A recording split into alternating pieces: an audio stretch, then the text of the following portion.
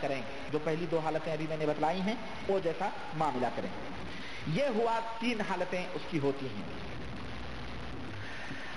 اب اگر اللہ تبارک تعالیٰ علاج کے بعد تیسرا مرحلہ, ایک تو علاج سے پہلے کا مرحلہ, پھر علاج کا مرحلہ, اور یہ تیسرا مرحلہ علاج کے بعد کا, اگر اللہ تعالیٰ نے آپ کے ہاتھ پر اس کو شفا دے دیا اور مریض آرام محسوس کرنے لگے, تو معالج کو چاہیے, ڈاکٹر کو چاہیے کہ وہ اللہ تعالیٰ کا شکر ادا کرے اور وہ دل میں یہ محسوس کرے یہ سب اللہ کی توفیق اور اس کے فضل سے ہوا, اس کا اپنا کوئی دخل اس کے اندر نہیں ہے.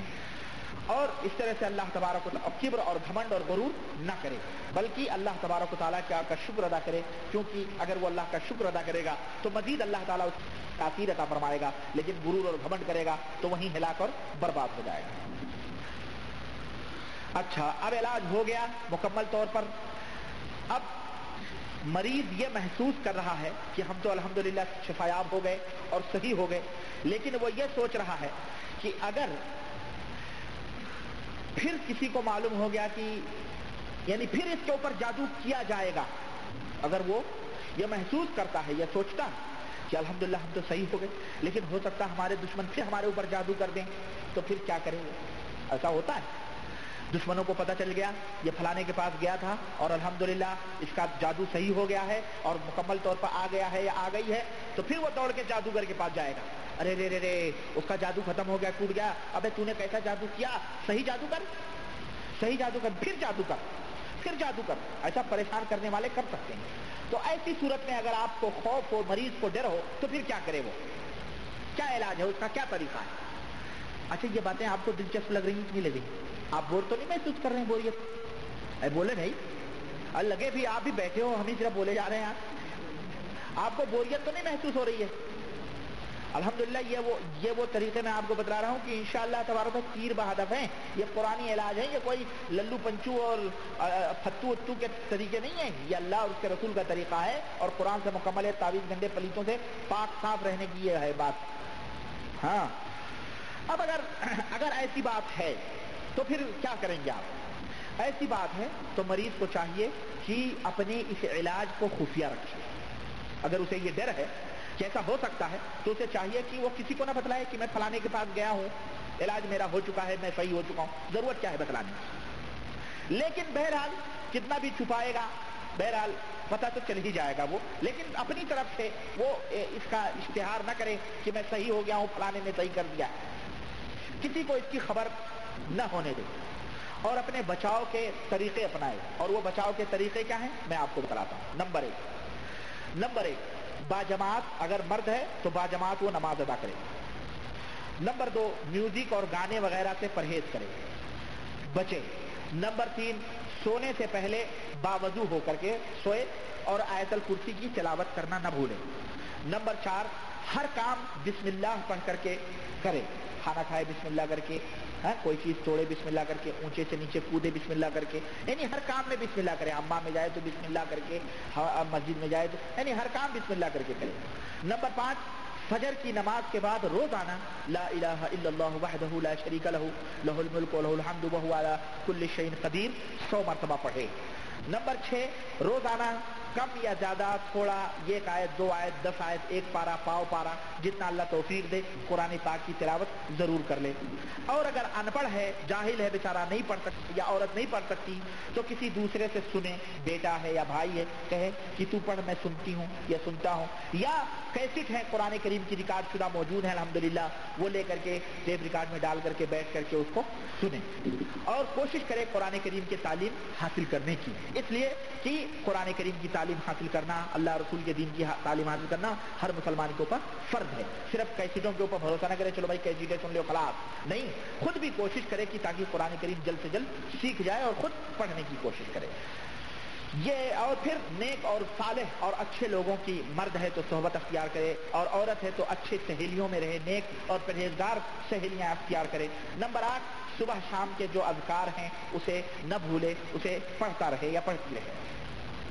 یہ ہوا بھیا جدائی ڈالنے کا جادو. بڑا لمبا چوڑا ہو گیا, میں تو چاہتا تھا مختصر, لیکن مختصر کرتا تو کہاں جاتا. لیکن یہ تفصیلات بتانا شروع میں ضروری تھی, کیونکہ بقیہ جو 8-9 قسمیں آ رہی ہیں نا, مکمل طور پر اسی میں ہم جلدی جوائنٹ کرتے جائیں گے اور آپ کو سمجھنے میں آسانی بھی ہوتی جائے گی.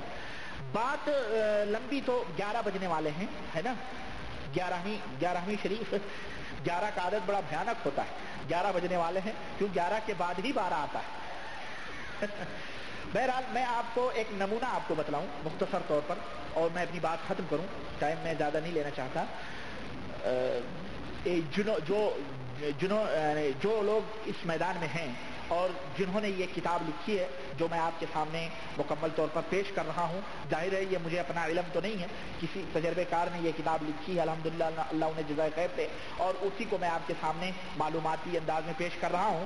تو وہ کہتے ہیں کہ میرے ساتھ ایک نمونہ میں پیش کر رہا ہوں، وہ کہہ رہے ہیں میں ایک نمونہ بتا رہا ہوں کہ کس طرح سے علاج جادو کا کر کے ہم نے کیسے چھٹکارا پایا ہے، نجات پائی ہے، تاکہ آپ کے لیے بھی یہ نمونہ رہے۔ کہتے ہیں کہ ایک عورت اپنے شوہر سے بے حد نفرت کرتی تھی، جس کے اوپر جادو کیا جا چکا تھا، اور یہ ظاہر ہو چکا تھا کہ اس کے اوپر جادو، یہاں تک کہ وہ اپنے شوہر کے گھر میں رہنا پسند ہی نہیں کرتی تھی اور بے حد تنگ کرتی تھی وہ، اور وہ گھر سے باہر ہی رہتی تھی۔ اس کا شوہر بیچارہ اسے ہمیشہ ڈراؤنا بھیانک نظر آتا تھا۔ چنانچہ اس کا شوہر اسے ایک آدمی کے پاس لے گیا جو قرآن کے ذریعے جادو کا علاج کرتا تھا۔ تو علاج کے دوران جس کے اوپر جادو کیا گیا تھا، ہے نا، تو اس پتہ چلا کہ یہ میاں اور بیوی کے درمیان جدائی کا جادو کیا گیا ہے۔ تو اس علاج کرنے والے نے اسے بہت زیادہ مارا، لیکن کوئی بھی نتیجہ نہیں نکلا، اور آخرکار اس کا شوہر بیچارہ جب پریشان ہو گیا تو وہ جنہوں نے یہ کتاب لکھی ہے انہوں نے کہا کہ وہ میرے پاس آیا، اس کا شوہر آیا اور اس نے پوری حالات بتلائی۔ چنانچہ انہوں نے کہا کہ میں نے اس کے اوپر اللہ توبہ، ایک دن انہوں نے ذکر کیا کہ ایک دن میں علاج کرنے کے لیے وہ فلانے آدمی کے پاس گیا تھا، تو وہ علاج کرتے کرتے اس نے کیا کیا، جن حاضر ہوا اور جن نے کہا کہ اگر یہ اپنی بیوی کو طلاق دے دے تو میں اس کا پیچھا چھوڑ دوں گا۔ چنانچہ شوہر مرتا نہ تو کرتا کیا، اس نے ایک طلاق دے دی، ایک طلاق بیوی کو دے دی، تو ایک ہفتے تک وہ بیوی بڑے سکون سے رہی، لیکن جیسے ہی ایک ہفتہ گزرا، دوسرے ہفتے پھر آ کے جن اس کے اوپر سوار ہو گیا۔ تو وہ اب ان کے پاس لے کے آیا شیخ کے پاس کہ چلے بھائی ہم ان کے پاس چلتے ہیں، وہ علاج کر دیں۔ چنانچہ یہ کہتے ہیں کہ وہ میرے پاس آیا اور انہوں نے کہا کہ میں نے قرآن پڑھنا شروع کیا، جو آیتیں بتلائی ہیں انہوں نے وہ آیتیں پڑھنا انہوں نے شروع کری۔ وہ عورت بے ہوش ہو گئی اور ہماری اس سے گفتگو شروع ہوئی۔ اب مختصر طور پر ہم بتلا رہے ہیں۔ کہتے ہیں کہ میں نے پوچھا تمہارا نام کیا ہے؟ اس نے کہا میرا نام شقوان ہے۔ اس سے میں نے پوچھا تمہارا دین کیا ہے؟ تو اس نے کہا میں نصرانی ہوں، یعنی کرسچن مسیح ہوں۔ تو میں نے اس سے پوچھا کہ تم نے اس عورت کے اوپر کیوں حملہ کیا؟ تو اس نے کہا کہ عورت کو اس کے شوہر سے میں نے اس لیے حملہ کیا تاکہ اس کے شوہر سے اس کو الگ کر سکوں، جدائی پیدا کر سکوں۔